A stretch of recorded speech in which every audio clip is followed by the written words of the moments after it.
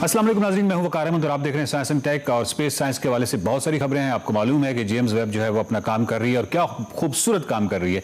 लेकिन इसके साथ साथ चांद पर जो दोबारा जाने का अज़्म है, चांद पर जो दोबारा जाने का इरादा है वो बहुत नज़दीक आ गया है। चांद पे इंसान दोबारा जा रहा है और इसके साथ जो बहुत ही अहम खबर है वो ये है कि चांद पे पहली दफ़ा कोई औरत जो है वो उतरेगी। और ये भी एक बड़ी बात है। इसके अलावा जो एक और फ़र्द हैं जो कि उतरेंगे वो कलर्ड होंगे, यानी कि रेसिज्म के हवाले से या वुमेन एम्पावरमेंट के हवाले से ये बहुत ही ताकतवर सिंबॉलिक एक उसको सिंबॉलिकली ले लें।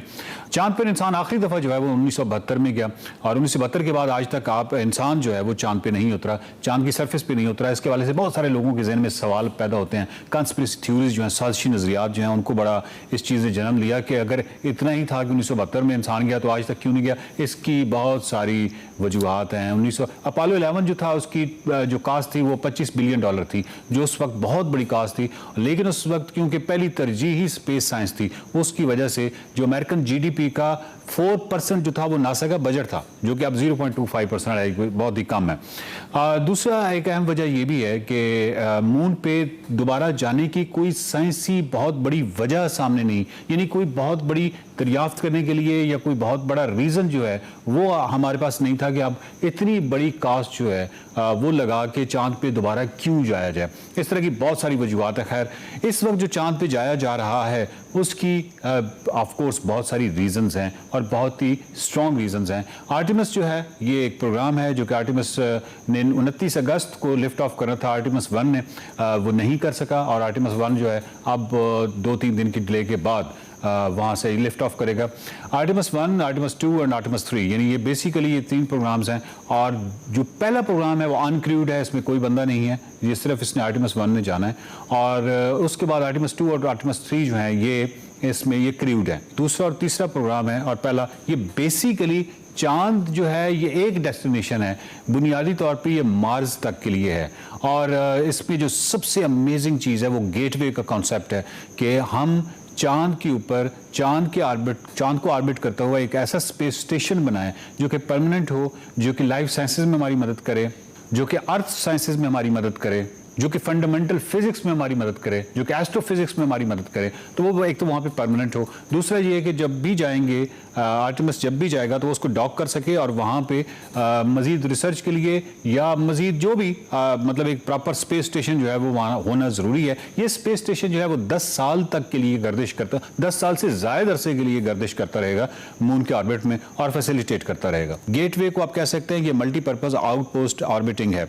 गेटवे जो है इसको बनाने में इसके डिफरेंट जो पार्ट्स हैं, डिफरेंट मॉड्यूल्स हैं, उसको बनाने में सिर्फ नासा का हाथ नहीं है, बहुत सारी अक़वाम इसमें शामिल हैं। इसमें जापान का जो स्पेस एजेंसी है वो शामिल है, कैनेडियन स्पेस एजेंसी शामिल है, यूरोपियन स्पेस एजेंसी शामिल है, इसके अलावा स्पेस एक्स इसमें शामिल है, नासा ऑफ कोर्स इसमें शामिल है। यानी बहुत सारी जो हैं अक़वाम जो हैं उसमें इसका हिस्सा है। डिफरेंट मॉड्यूल्स डिफरेंट जगहों में बने हैं। और उसके बाद ये जो गेटवे का कॉन्सेप्ट है ये बहुत कमाल है, जो कि आर्टेमिस इसी प्रोग्राम का हिस्सा है। ये जो स्पेस स्टेशन है ये जो गर्दिश करेगा चांद के गिर्द, इसमें 4 क्रू मेंबर्स की गुंजाइश है। इसका जो मिनिमम डिस्टेंस होगा चांद के साथ, चांद के गिर्द इसने ऑर्बिट करना है, तो चांद और इस स्पेस स्टेशन यानी गेटवे का जो मिनिमम डिस्टेंस है वो 1500 किलोमीटर है और मैक्सिमम जो है ये 70,000 किलोमीटर है। तो इस तरीके से आपके जहन में एक शक्ल बन गई होगी कि इसका जो ऑर्बिट है वो इस तरह का होगा कि मैक्सिमम 70,000 किलोमीटर और मिनिमम जो है वो 1500 किलोमीटर। अब हम चांद पे क्यों जा रहे हैं, इस पे 3 बुनियादी चीज़ें हैं। एक तो वहाँ पे बाकायदा कम्युनिटी या कॉलोनी बनाना, उसके हवाले से वो तमाम चीज़ें जो हैं रिसर्च से ले के वहाँ पे इम्प्लीमेंटेशन तक तमाम चीज़ें उनको देखना, डिस्कवरी जो है इसका मेन पार्ट है। इसके अलावा इंस्पिरेशनल फॉर न्यू जनरेशन है, नई नस्ल के लिए। और तीसरा जो है वो डेफिनेटली इकोनॉमिक अपॉर्चुनिटी को देखना। तो ये 3 चीज़ें जो है वो मून से रिलेटेड हैं। बट ये आर्टेमिस का जो प्रोग्राम है ये बहुत बड़ा है, ये बुनियादी तौर पर मार्स तक रसाई के लिए है। और आपको बेसिकली क्योंकि मून जो है वो 3,84,000 किलोमीटर है, तो यहाँ पे आपको एक ऐसा स्टेशन, एक ऐसी जगह कायम करना जहाँ पे ना सिर्फ तहकीक में ये मुआवन साबित हो, बल्कि आने वाले वक्तों में एक स्पेस स्टेशन जो कि गेटवे नाम का है वहाँ पे, और उसके बाद मून पे भी अगर इस तरह का कोई स्टेशन कायम कर दिया जाए तो इससे आगे का जो सफ़र है वो करने के लिए इसकी मुआवनत जो है वो बहुत ज़रूरी हो जाएगी। आर्टेमिस 1 जो अभी जा रहा है ये अभी जिस तरह स्केड्यूल्ड है, इसकी लिफ्ट ऑफ जो है वो पोस्टपोन हुई और अभी 2 सितंबर सितंबर को है, तो 2 सितंबर को जब अब ये लिफ्ट ऑफ करेगा तो इसमें क्रू नहीं है कोई भी। ये पहला मिशन है और इसका जो टोटल नंबर ऑफ डेज हैं वो 42 डेज हैं। 42 डेज जो है इसका टोटल दौरानिया है मिशन का। इसके अलावा ये है कि ये तकरीबन 21 लाख किलोमीटर का सफर तय करेगा और 21 लाख किलोमीटर से मेरी मुराद ये है कि उस पूरी ट्रेजेक्ट्री को जब फॉलो करेंगे तो वो 21 लाख किलोमीटर है। अदरवाइज तो ऑफकोर्स आपको पता है कि मून का डिस्टेंस जो है वो कम है, लेकिन ये इसका टोटल जो दौरानिया टोटल जो सफर है वो 21 लाख किलोमीटर है। जबकि इसमें जो सबसे अमेजिंग, सबसे इंटरेस्टिंग, सबसे जबरदस्त किस्म की बात है वो ये है आर्टेमिस 1 की कि ये मून तक नहीं जा रहा बल्कि बियॉन्ड द मून जा रहा है, यानी चांद से ये आगे तक जाएगा। ये पहली दफा होगा और ये चांद से आगे कहां तक जाएगा? ये 64,000 किलोमीटर आगे तक जाएगा। सो आर्टेमिस जो है ये इतना बड़ा प्रोग्राम है, इस पे $93 बिलियन का जो खर्चा आया है, इसकी अब तक जो कॉस्ट है, ये बहुत ही बड़ा प्रोग्राम है। इसमें बहुत सारी चीज़ें हैं। इसकी जो ओवरऑल जो स्पेस क्राफ्ट है इस पर बहुत सारी बात हो सकती है।